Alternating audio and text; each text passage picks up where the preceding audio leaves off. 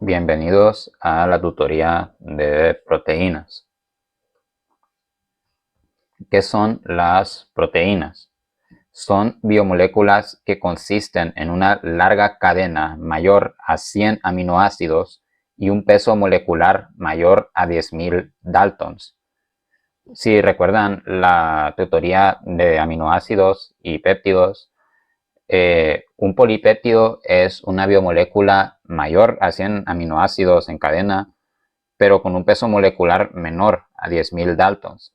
Entonces, para que puedan hacer la relación, eso es lo que tienen en diferente las proteínas y los polipéptidos, que las proteínas tienen un peso molecular que es mayor a 10.000 daltons y los polipéptidos tienen un peso molecular que es menor a 10.000 daltons.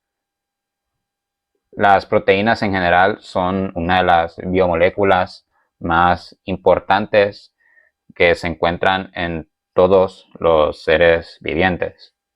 Se sintetizan en las ribosomas.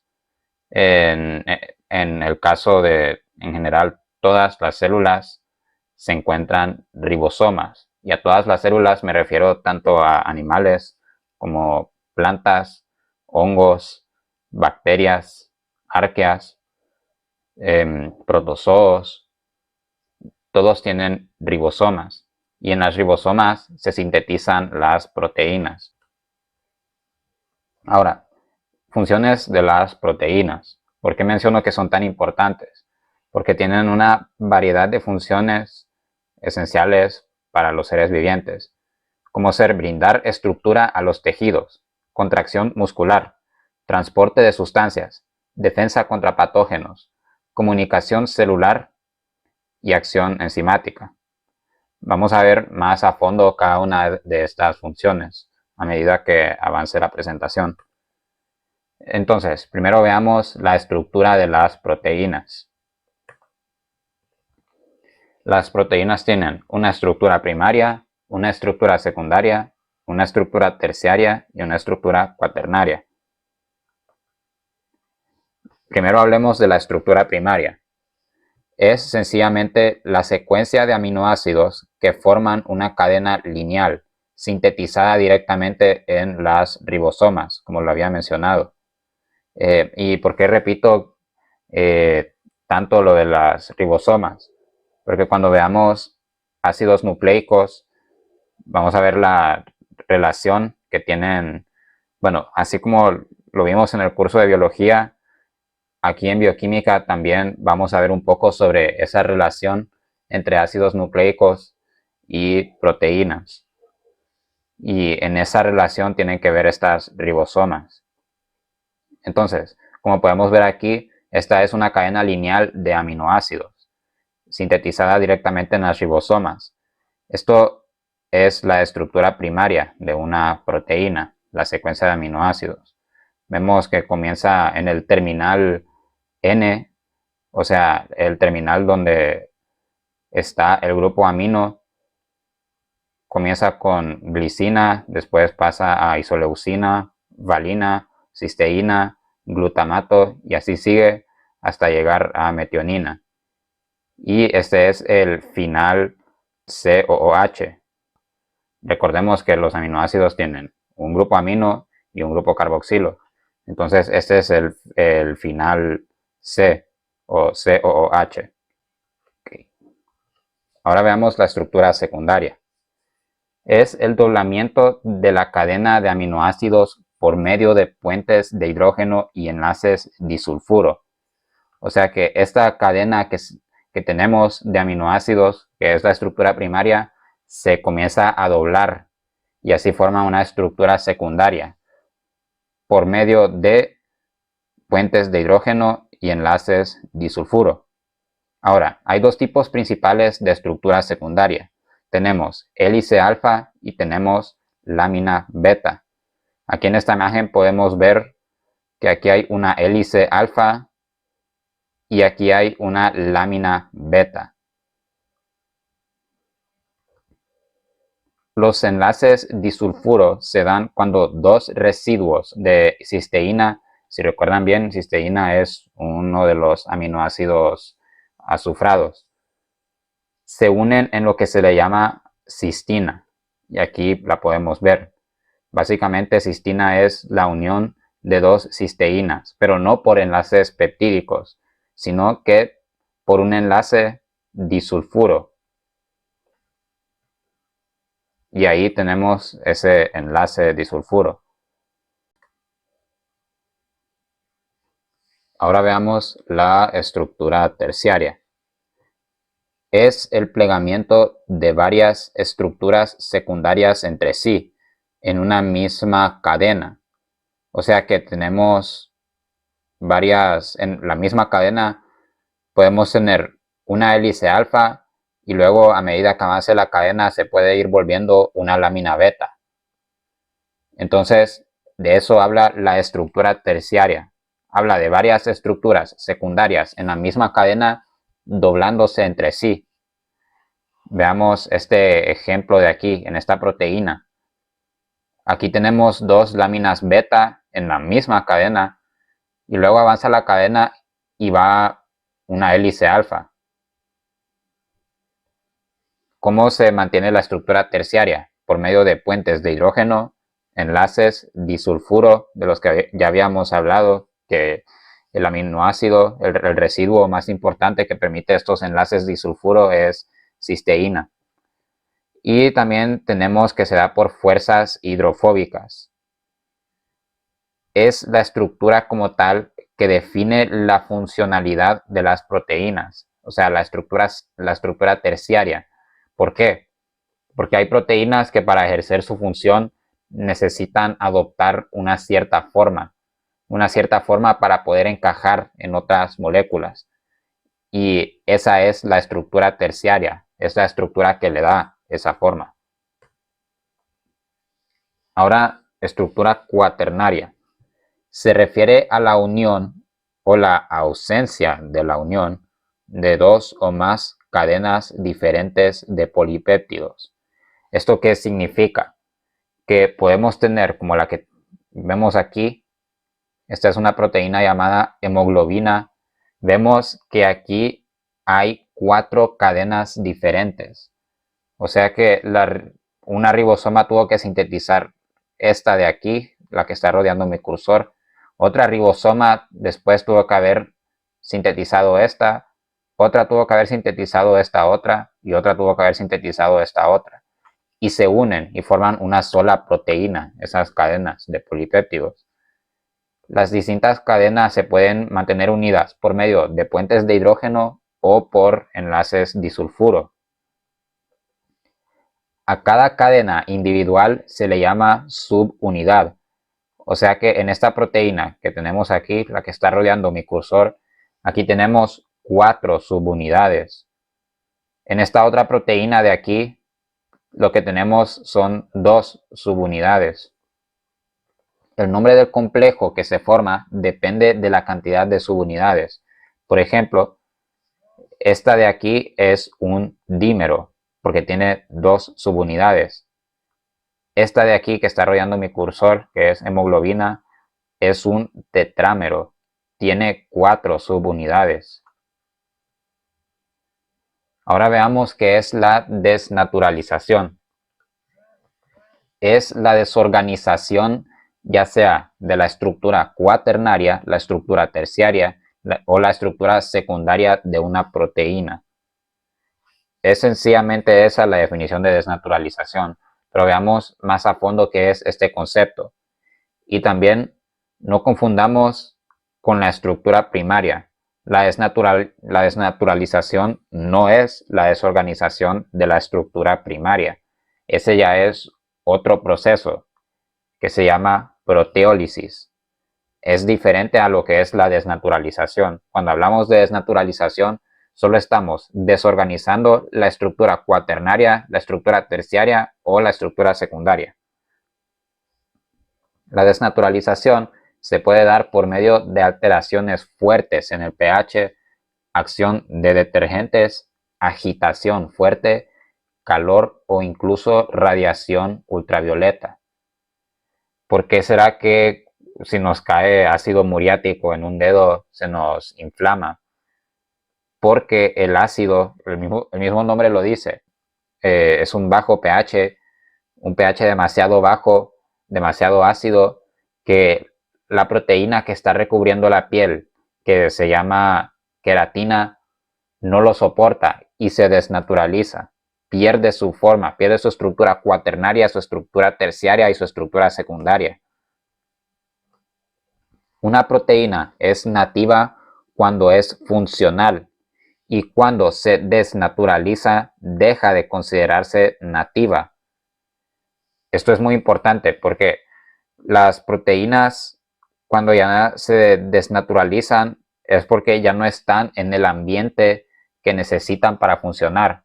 O sea, una proteína, para que sea nativa, tiene que estar en un ambiente libre de todas estas cosas, libres de fuertes alteraciones en pH, libre de que hayan detergentes, hay aminoácidos que no, perdón, hay proteínas que no soportan agitación fuerte, hay proteínas que no soportan calor y pocas proteínas resisten radiación ultravioleta. Entonces, las proteínas tienen que estar en un ambiente específico para ser nativas. De otra manera, se mantienen desnaturalizadas. Y la desnaturalización puede ser tanto reversible como irreversible. Cuando una proteína llega al punto de coagularse, es que la desnaturalización se vuelve irreversible. Coagularse es como un endurecimiento que se da, una reorganización en la estructura secundaria y terciaria de una proteína, de manera que ya no se puede volver nativa, se va a quedar desnaturalizada hasta que se deshaga. Un ejemplo sencillo es cuando cocinamos un huevo. Un huevo estrellado, pues el calor ya hace que esas proteínas del huevo se coagulen y tengan esa forma dura, que es lo que consumimos. Aquí les dejo un repaso de lo que es la estructura de las proteínas. Estructura primaria, que es la secuencia de aminoácidos. Estructura secundaria, que es el doblamiento de esa cadena, que puede ser en hélice alfa o en láminas beta. Estructura terciaria, que son varias estructuras secundarias dobladas entre sí. Y estructura cuaternaria, que define si una proteína tiene subunidades o no las tiene, o si es una sola cadena. Veamos ahora la clasificación de las proteínas. Las proteínas tenemos tres formas de clasificarlas. Según su forma, que es básicamente si son globulares o fibrosas. Según su función, que pueden ser proteínas de defensa, proteínas contráctiles, transportadoras, estructurales, comunicadores o enzimáticas. Y según su estructura, que según su estructura se clasifican como simples o como conjugadas. Veamos cada una a detalle. Según su forma, sencillamente pueden ser o proteínas fibrosas o proteínas globulares. Las proteínas fibrosas son largas en apariencia y en su mayoría funcionan como proteínas estructurales. El ejemplo más importante de esto es el colágeno. El colágeno, como lo había mencionado en tutorías anteriores, se encuentra en casi todo el organismo animal, brinda estructuras a todo tejido conectivo, sean huesos, debajo de la piel también se encuentra colágeno, recubriendo órganos internos en todo el organismo. Proteínas globulares, por otro lado, es toda proteína sencillamente que no sea fibrosa. Toda proteína que no es fibrosa y que por ende tiene forma de globo es una proteína globular. Como ejemplo pongo las enzimas, que más adelante vamos a hablar sobre las enzimas, y las inmunoglobulinas, que las conocemos también como anticuerpos. Según su estructura, las clasificamos como proteínas simples o proteínas conjugadas. Las proteínas simples están compuestas meramente de aminoácidos, o sea, solo es cadena de aminoácidos, ya sea en su estructura primaria, secundaria, terciaria o cuaternaria. Poseen varias familias, como ser albúminas. Un ejemplo de las albúminas es la ceroalbúmina, o también llamada albúmina sérica. Es una proteína que se encarga de transportar lípidos en la sangre. La última tutoría de esta serie se va a tratar, entre otros temas, sobre el transporte de lípidos. Y vamos a ver más a detalle a esta ceroalbúmina. Globulinas. Un ejemplo es ovoglobulina, una de las proteínas que se encuentran en los huevos. Histonas. Un ejemplo de las histonas es globina, que más adelante vamos a ver de qué sirve esta globina. Y tenemos escleroproteínas, como ser colágeno y queratina. Dentro de las proteínas conjugadas están compuestas por una o múltiples proteínas simples y uno o múltiples grupos prostéticos. Repito, una proteína conjugada es una proteína simple o varias proteínas simples, pues, dependiendo de cuántas subunidades tenga, y uno o múltiples grupos prostéticos. ¿Qué es un grupo prostético? Es básicamente un grupo no proteico. Puede ser un monosacárido, puede ser un oligosacárido, puede ser un lípido, puede ser un metal. Veamos más a detalle qué puede ser ese grupo prostético. El grupo prostético es un grupo no peptídico proteico, como lo mencioné. Una proteína conjugada en general, así es como se le denominan a los términos cuando hablamos de proteínas conjugadas. Tenemos la apoproteína, que es básicamente la proteína simple que está componiendo a esta proteína conjugada, y tenemos el grupo prostético, y al conjunto le llamamos una holoproteína. Entonces, técnicamente, holoproteína y proteína conjugada son sinónimos, así como proteína simple y apoproteína en este contexto son sinónimos. Entonces, repito, ¿de qué se compone una proteína conjugada? De una apoproteína y de un grupo prostético. Y el complejo que forman se llama holoproteína.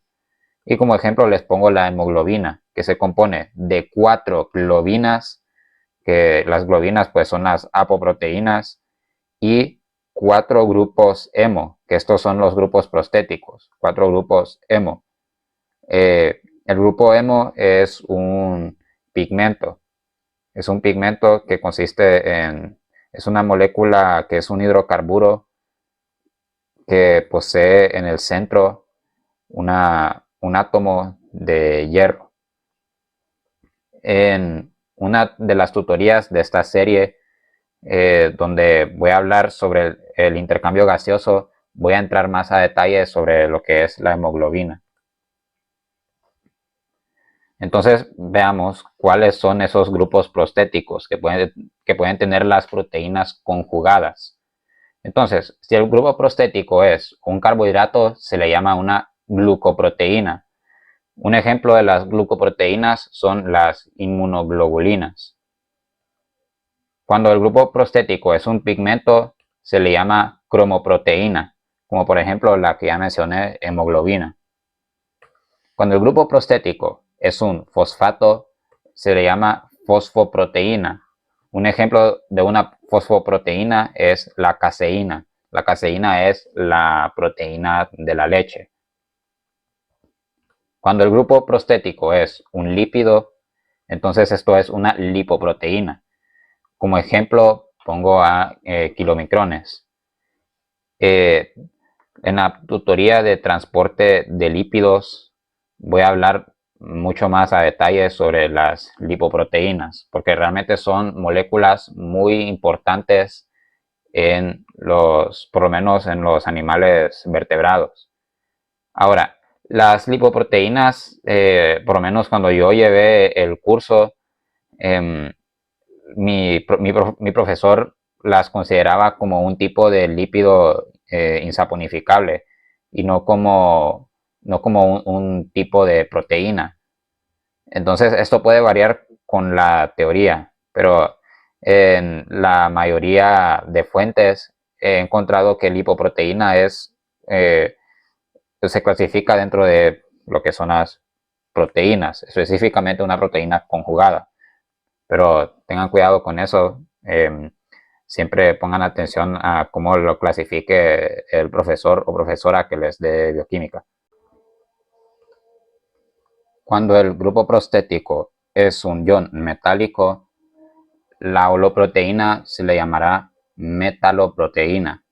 Un ejemplo es ceruloplasmina. Es una proteína que se encarga de transportar cobre en la sangre. Cuando el grupo prostético es un ácido nucleico, a la holoproteína se le llamará nucleoproteína. Y un ejemplo que tenemos son las ribosomas. O sea, las ribosomas, el organelo entero, las ribosomas son nucleoproteínas. Ahora veamos proteínas relevantes. Las vamos a ver clasificadas según su función. Primero tenemos proteínas estructurales. La famosa proteína colágeno es una proteína en forma de triple hélice, o sea, su forma es una modificación de lo que es la hélice alfa, que puede permanecer suave y elástica dependiendo de dónde se encuentre. En piel, por ejemplo, es suave y es elástica, pero puede calcificarse y volverse dura, como ser en huesos. Aquí en esta imagen podemos ver varios de los órganos en donde se encuentra colágeno. Bueno, en uñas se encuentra en baja cantidad, pero por ejemplo en cartílago, en huesos, en general tejido conectivo, una pequeña cantidad se encuentra en pelo y en muchos otros órganos del organismo animal. Queratina es el componente de las uñas o garras y da el recubrimiento externo de la piel. También es el componente principal del pelo. Miremos, por ejemplo, a este animal de aquí, a este pangolín. Miren lo fuerte que está esa queratina que tiene en la piel, forma básicamente esta armadura que tiene este animal recubriendo casi toda su piel. Todo esto son fibras de queratina. Son células que sintetizaron queratina y esas células perdieron todo su contenido y quedó solo la queratina. Elastina rodea vasos sanguíneos, pulmones y otros órganos que se contraen y se estiran.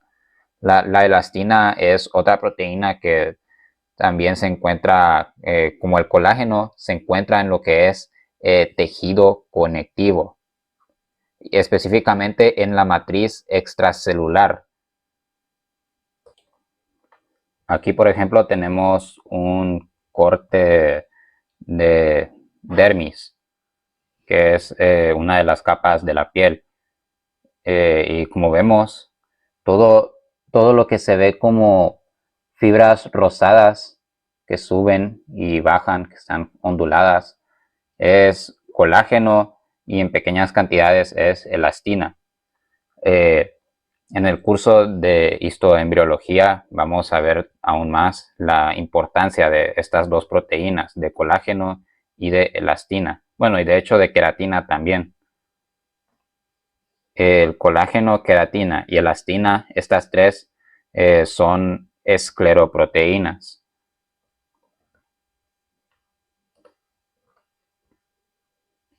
Veamos ahora las inmunoglobulinas, que son eh, una de las proteínas de defensa principales. Son glucoproteínas que son mayormente sintetizadas por células plasmáticas y se adhieren a patógenos para debilitarlos y así combatir la infección. O sea, cómo funcionan bueno, en su forma activa, o mejor dicho, en su forma nativa, en su forma funcional, en su forma nativa, se les llama anticuerpos. ¿Y cómo funcionan exactamente los anticuerpos? Como lo mencioné, se adhieren a patógenos para debilitarlos y así combatir la infección. Así es como funcionan, así es como trabajan los anticuerpos.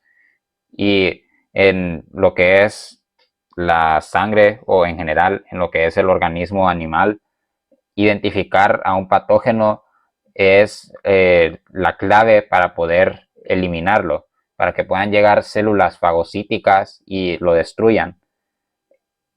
Durante el proceso de infección, el organismo está, específicamente el sistema inmune, está buscando sintetizar a estos anticuerpos para poder identificar a esos patógenos.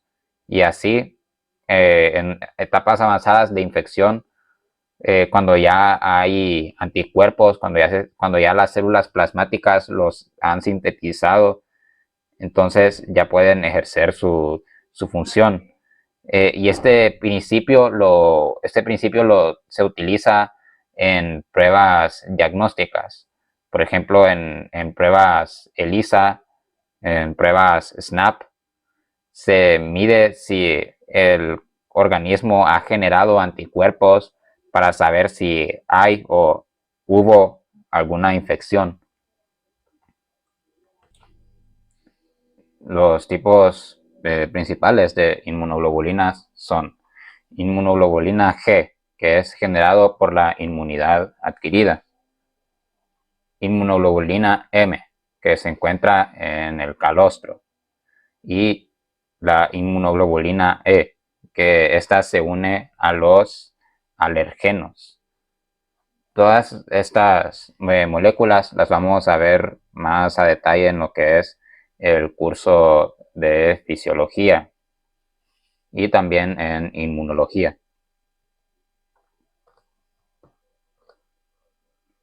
Tenemos también las proteínas contráctiles.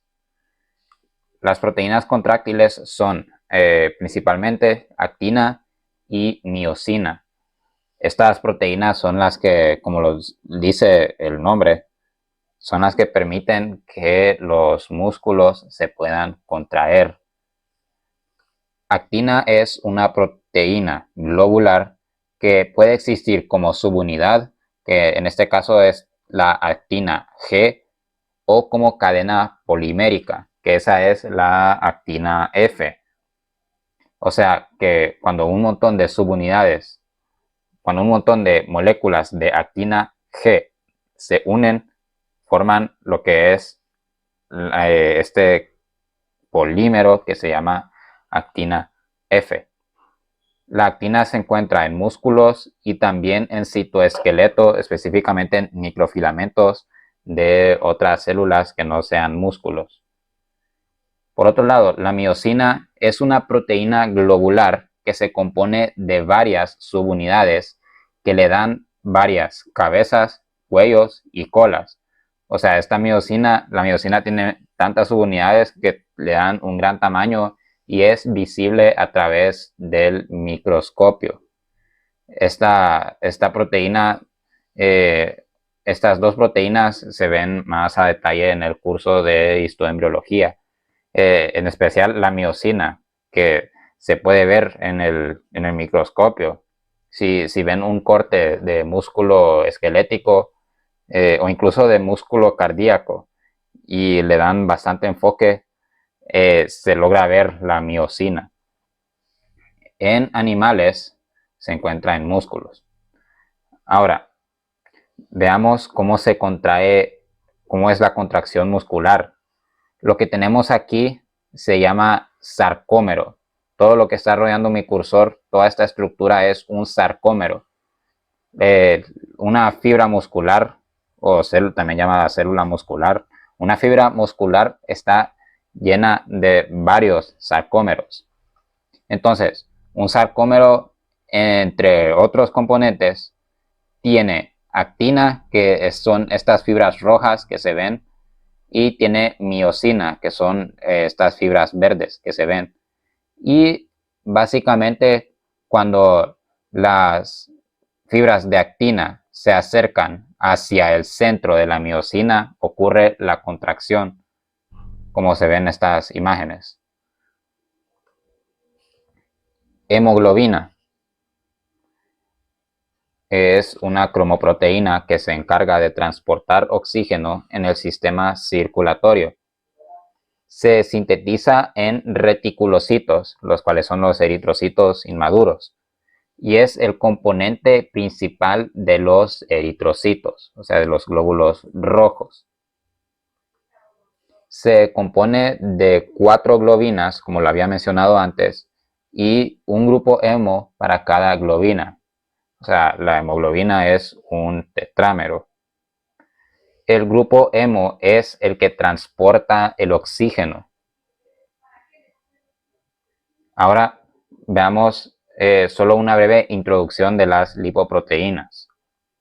Son complejos moleculares encargados de transportar lípidos en la sangre.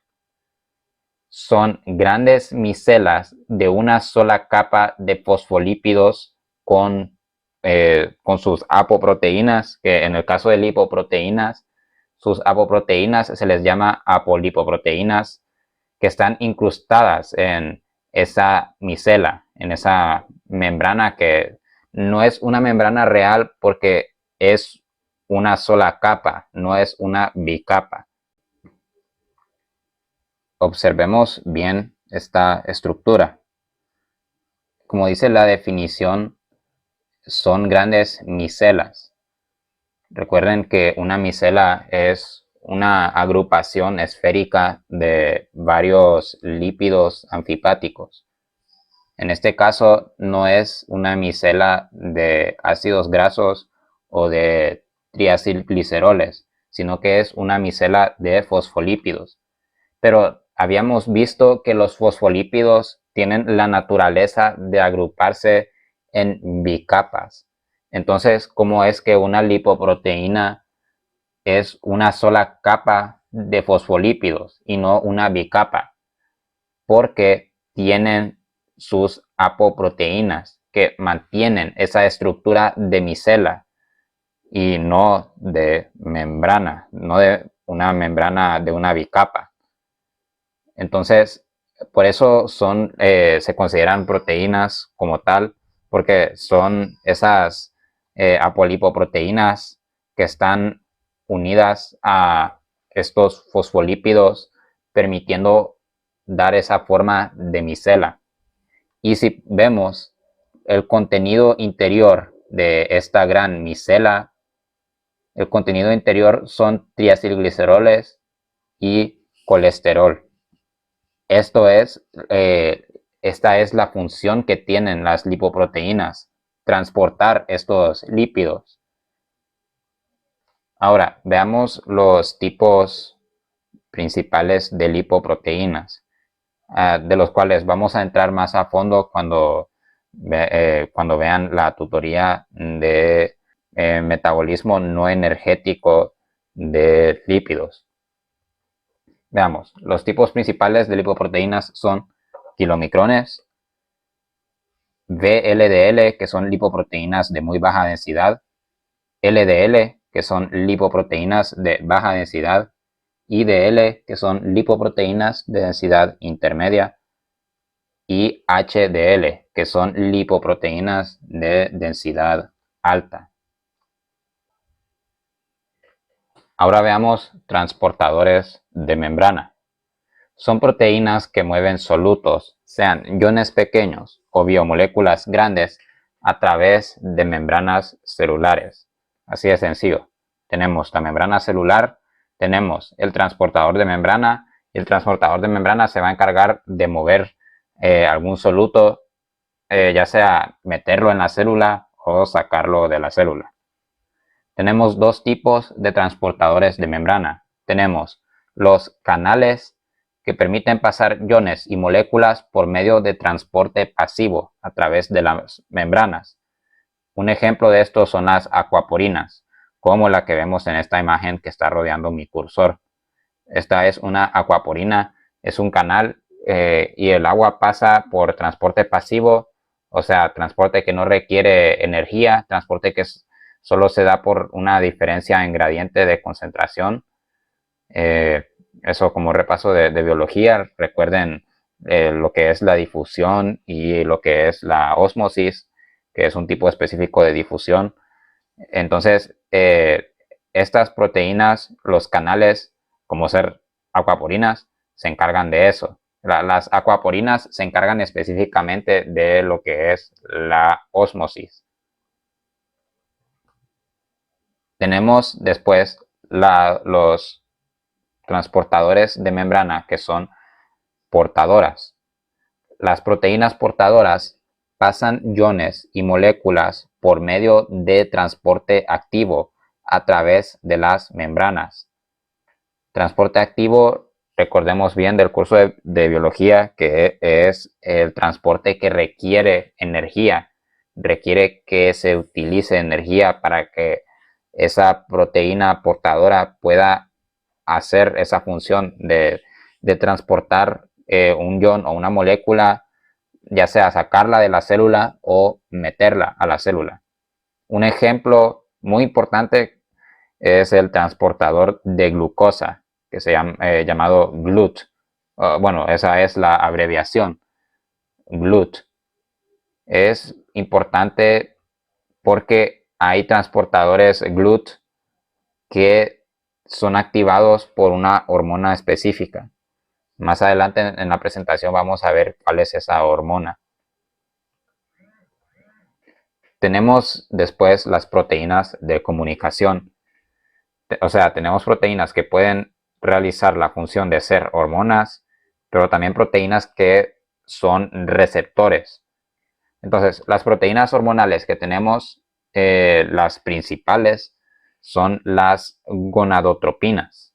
Las gonadotropinas son glucoproteínas que en machos activan la espermatogénesis, o sea, activan la división celular y maduración de los progenitores espermáticos, y en hembras activan el ciclo estral, entre otras funciones reproductivas. Un ejemplo de las gonadotropinas es la hormona luteinizante y la hormona folículo estimulante. Estas hormonas se ven más a detalle en varios cursos, de hecho, en lo que es el curso de histoembriología, en reproducción y en fisiología. Receptores. Los receptores son proteínas de membrana que captan una molécula señalizadora, ya sea una hormona, una alarmina. Las alarminas son moléculas que liberan células cuando son dañadas por algún agente externo. Y producen estos receptores una respuesta fisiológica en la célula tras recibir una de estas moléculas señalizadoras. Un ejemplo que tenemos es el receptor de insulina. Cuando capta insulina, o sea, cuando el receptor de insulina capta insulina del exterior, provoca que en la célula se abra el transportador de glucosa 4, abreviado como GLUT4, y ahora glucosa puede entrar en la célula. O sea, recordemos a las proteínas portadoras, ¿verdad? Son proteínas que están en la membrana celular, en la membrana plasmática, y pasan iones y moléculas por medio de transporte activo. Entonces, ¿por qué mencioné que era importante el transportador GLUT? O sea, el transportador de glucosa, abreviado como GLUT. Específicamente el GLUT4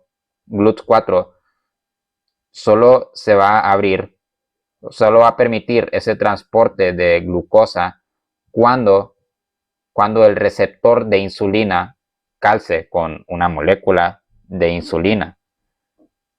En Bioquímica 2 vamos a ver este proceso más a detalle. Enzimas son proteínas que se encargan de catalizar reacciones en seres vivientes. Las enzimas tienen una forma fluida que calza con los sustratos específicos para permitir que reaccionen y así salgan productos. Desde la tutoría de introducción mencioné que las enzimas son los catalizadores de reacciones en los seres vivientes. Recuerden que catalizar significa acelerar la velocidad de una reacción a un ritmo considerable. Si los seres vivientes no tuviéramos enzimas, no seríamos seres vivientes, porque las reacciones químicas que se necesitan para nuestra supervivencia no van a poder ocurrir a la velocidad que necesitan ocurrir. Ahora, veamos esta imagen. Aquí tenemos una enzima. Una enzima tiene una forma fluida, pero al mismo tiempo tiene una forma de manera que pueda calzar con el sustrato que va a hacer que reaccione. En este caso, esta enzima cataliza una reacción en la que va a romper este sustrato en dos moléculas separadas. Entonces, primero llega el sustrato, ¿verdad? Llega el sustrato y se une a esta enzima. La enzima lo capta. Lo capta porque calza con ese sustrato. Una enzima tiene una forma específica para calzar con un sustrato en específico. No va a agarrar cualquier molécula, sino que tiene que encajar esa forma. Entonces llega el sustrato, se une a la enzima y se forma lo que es lo que está rodeando mi cursor, el complejo enzima-sustrato. Y luego que hace la enzima, cataliza la reacción como tal y salen los productos. Un ejemplo es la enzima anhidrasa carbónica. Esta cataliza esta reacción, que es una reacción reversible. Cataliza esta reacción. Dióxido de carbono más agua como sustratos. Reaccionan por medio de anhidrasa carbónica y lo que resulta es bicarbonato y un ion de hidrógeno. Esta reacción es muy importante porque es un sistema amortiguador de pH. Vamos a ver más a detalle esta reacción en la tutoría de intercambio de gases. Entonces, esta reacción no podría ocurrir al ritmo que necesita ocurrir en nuestra sangre si no fuera por la enzima anhidrasa carbónica. Y bueno, aquí les dejo el cuestionario y eso sería todo. Gracias por ver.